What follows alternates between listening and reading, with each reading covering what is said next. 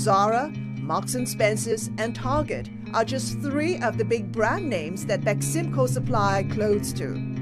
It all began in the 1970s when the group began trading jute. Today, Beximco is one of Asia's leading textile makers and the largest conglomerate in Bangladesh. Its business empire includes pharmaceuticals, renewable energy, and communications. Shayan Rahman is the third generation working in the family business. He was recently appointed Group CEO and tasked with steering the company towards a more sustainable future. Shayan, thank you so much for talking to me. What's it like growing up in the family business? An amazing experience growing up in the family business, I think. Since I was a very young boy, I spent a lot of time with my father and my uncle. And I remember on the weekends when I would go to the factories with them whenever I would get time, and then I would come back again, things would completely change. Development would happen so quickly, and I was always intrigued. And I think over the years I've been able to learn a lot, not only about the family and the business, but about Bangladesh and its people, about our heritage and about us as a nation. 4 years ago, you spotted the opportunity to get into the communications and digital entertainment business, and that required you to build up a platform where you could actually hook up households in some of the rural areas to receive high-quality digital content. Were you trying to address the social gap, and at the same time, was it something you thought that would take the company into the future?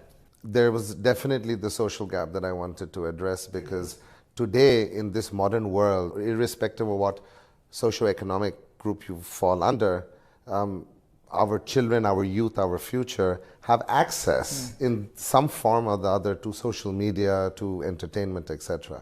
And what I wanted to create was to be able to give the same platform, first in the form of entertainment, then in the form of other communication tools, to the masses at affordable prices.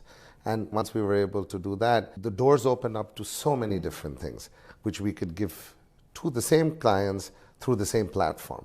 So absolutely both the social gap as well as technology is what I feel is the future for us everywhere in the world. And I wanted to be, in that race right there so that we don't get left behind. Setting up that satellite hub, putting in place that underlying infrastructure requires a lot of hefty capital spending. Has that investment paid off?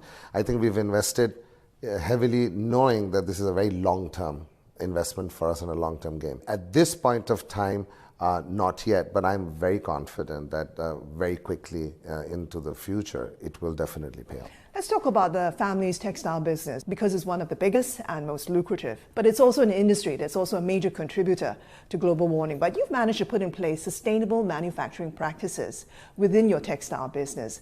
What exactly did the transformation involve? We were one of the first companies in Bangladesh who thought very deeply for this reason, and we thought it's very important for us to start setting up processes and start bringing in technology into our existing manufacturing, which will allow us to change waste, recycle it, and bring it into premium fiber. And I think we've done a tremendous job in it. For example, our recent washing plant that we've set up within the industrial park in Bangladesh is probably one of the world's largest washing plants under one roof.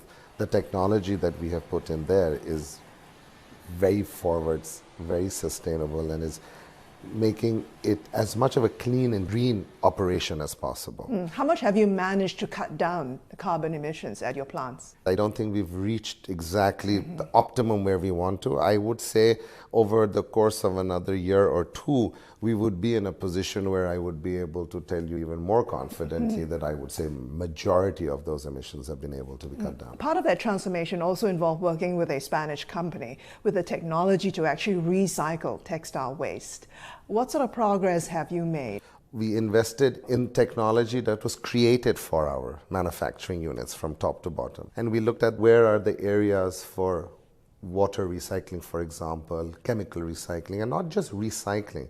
The most important thing that we were able to do was to be able to substitute some of these chemicals and some of these products with cleaner ingredients. And that has been very, very successful for us. On the pharmaceutical side, Beximco has also made headway in producing what you claim to be the world's first generic antiviral drug that helps patients treat COVID. How did the breakthrough come about? I think in the pharmaceutical side of our business, our own research and development team that is based in Bangladesh is extremely strong. And because we are generic manufacturers, we have an inherent need within us to keep on developing drugs for our own self. Obviously, the pandemic was also a very big driver. At that point of time, Beximco Pharmaceuticals was also the first company in the world to create the generic version of remdesivir.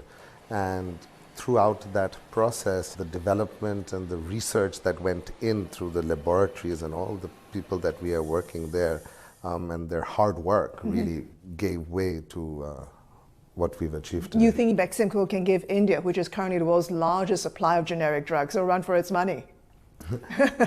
We're not an apple-to-apple comparison, way bigger country, 1 billion plus population. We're much smaller. But I don't know India, but I would definitely say that Beximco is definitely in the league of some of the biggest Indian pharmaceutical companies today. Your family business also wants to be a leading player when it comes to renewable energy. Right now, you're currently building the country's biggest solar power plant in Gaibandha with a capacity of 250 megawatts. Now, getting that land that you need for development required you to deal with thousands of landowners, I understand. The scale, the logistics, the negotiations that you had to go through, what was that like? It was tough. It wasn't easy. I think one of the experience we definitely learned is as the country has developed and done so well for itself in the last 10 years, even at the level of a agricultural farmer whose land is precious to him, and of course we're buying into that or replacing it with something. When they understood what it is that we're trying to do, that we're building power for the nation, going into the national grid, which will help generations to come, we felt a lot of them were actually very happy to see that kind of a development and were happy to, relocate somewhere and felt as if they were a part of this building process.